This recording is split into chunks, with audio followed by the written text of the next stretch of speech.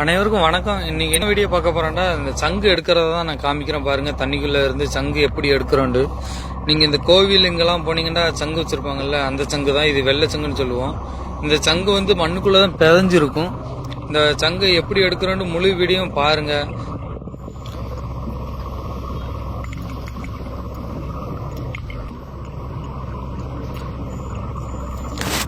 சங்கு வந்து இப்படியே தான் தோண்டிட்டு இருப்போம். காலை வச்சு தான் தோண்டுவோம். மிதிச்சு அந்த மண் எல்லாத்தையும் பின்னாடி வந்து தோண்டி விடுவோம். இந்த சங்கு எடுக்கும்போது வந்து நீரோட்டத்துக்கு ஆப்போசிட்டா தான் எடுப்போம். அப்பதான் அந்த தெளிவா தெரியும் நம்ம எந்த இடத்துல சங்கு இருக்குன்னு பார்த்து எடுக்க முடியும். இப்படியே தோண்டிக்கிட்டே போய்கிட்டே இருக்கணும். இது வந்து குறைஞ்சது 2 மணி நேரம் தண்ணிக்குள்ள இருப்போம். அதிகபட்சமா 3 மணி நேரம். இதே மாதிரி 2 தடவை. காலைல 10 மணிக்கு இறங்கிட்டு அதுக்கப்புறம் 12 மணி 1 மணிக்கு மேலே ஏறுவோம். அதுக்கப்புறம் சாப்பிட்டுட்டு மறுபடி தண்ணிக்குள்ள இறங்குவோம். அதே மாதிரி சாயங்காலம் தான் வீட்டுக்கு வரும். 2 டைம் இங்கே கடலுக்குள்ளேயே தான் இருப்பாங்க. இது வந்து 3 மணி நேரம் இப்படி இதே மாதிரியே பண்ணிக்கிட்டே தான் இருக்கணும். இடையில ஒரு சங்கு தட்டுப்பட்டுச்சுன்னா அதை எடுத்து மேலே போட்டுருவாங்க. இப்படிதான் சங்கு எடுக்கணும் பாருங்க.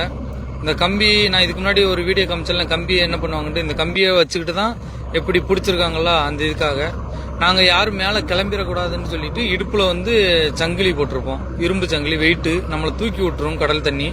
அதனால இரும்பு சங்கிலி போட்டிருப்போம்.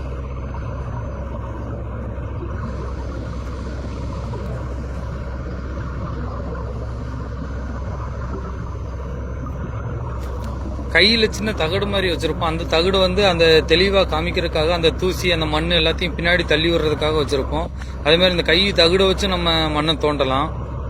காலை வச்சு தோண்டினோம்னா அந்த தட்டு போட்டுறதுக்காக நம்ம கொஞ்சம் ஈஸியா இருக்கும். அதனாலதான் அந்த காலை வச்சு தோண்டுவாங்க.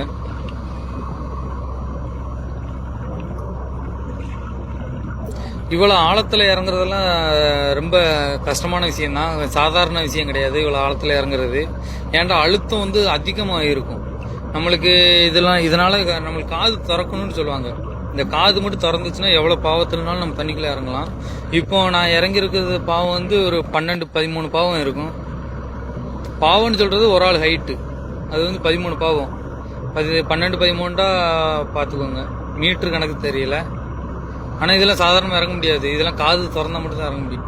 இவ்வளவு அழுத்தத்துக்குள்ள நம்ம தண்ணிக்குள்ள இறங்கணும்னா நம்மளுக்கு சில டைம் இந்த காதுல உள்ள சவ்வு வெடிச்சுச்சுன்னா நம்மளுக்கு காது ரத்தமா ஓடி வரும். சில பேருக்கு காது கேட்காம போயிடும். அது இல்லாம ரொம்ப வலி கொடுத்துக்கிட்டே இருக்கும். அவ்வளவு சீக்கிரமா ஆறாது. ரொம்ப பிரச்சனை இருக்கு இந்த தண்ணிக்குள்ள இறங்குறதுக்கு, இந்த காது சவ்வு திறக்கிறதுக்கு. இவ்வளத்தையும் கஷ்டப்பட்டு தாண்டி வந்தா மட்டும் தான் நம்ம இவ்வளவு ஆழத்துக்குள்ளேயும் தண்ணிக்குள்ள இறங்கி இவ்வளவு வேலையும் பார்க்க முடியும். சும்மா சாதாரணமாலாம் இதெல்லாம் பண்ண முடியாது.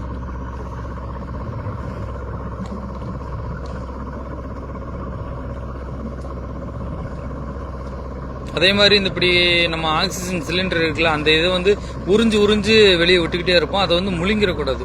முழுங்கிட்டோம்னா நம்ம கை காலுக்கு வந்து வலி வந்து அதிகமாக கொடுத்துரும். இப்படி இந்த வேலை 3 மணி நேரம் வேலை பார்க்கும்போது கை உளைச்சலும் அதிகமாக இருக்கும். அதனால வலி கொடுத்து உடனே ஹாஸ்பிட்டலில் வந்து ஊசி போடுற அளவுக்கு வந்துடும்.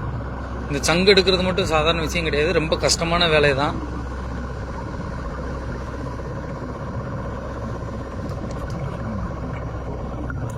இப்படி தோண்டிக்கிட்டே வரிசையா அப்படியே சங்கு எவ்வளவுக்கு கொஞ்சமா இருக்கிற சங்குனால சும்மா முன்னாடி எடுத்து போடுறாங்க.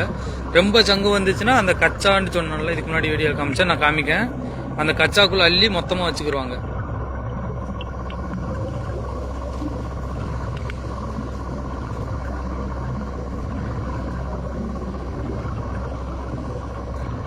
இது ஆழம் ரொம்ப ஆழனால கொஞ்சம் இருட்டாவே தெரிஞ்சு கீழே வெளிச்சு அந்த அளவு விழுகலை.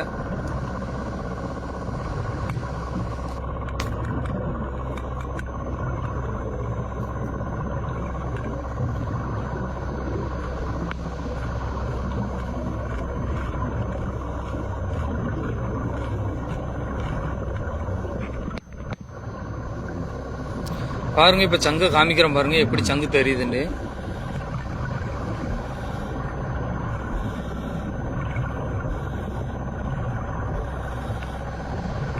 அந்த கையை வச்சு அந்த மண் எல்லாத்தையும் அந்த தூசியா இருக்கா அதெல்லாத்தையும் களைச்சு விடுறாங்க பாருங்க.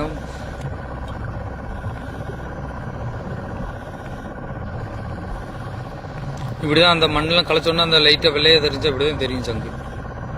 தெரிஞ்ச உடனே தான் இப்படி நல்லா எடுத்துட்டு அதுக்கப்புறம் சங்கு எடுப்போம் வெளியே.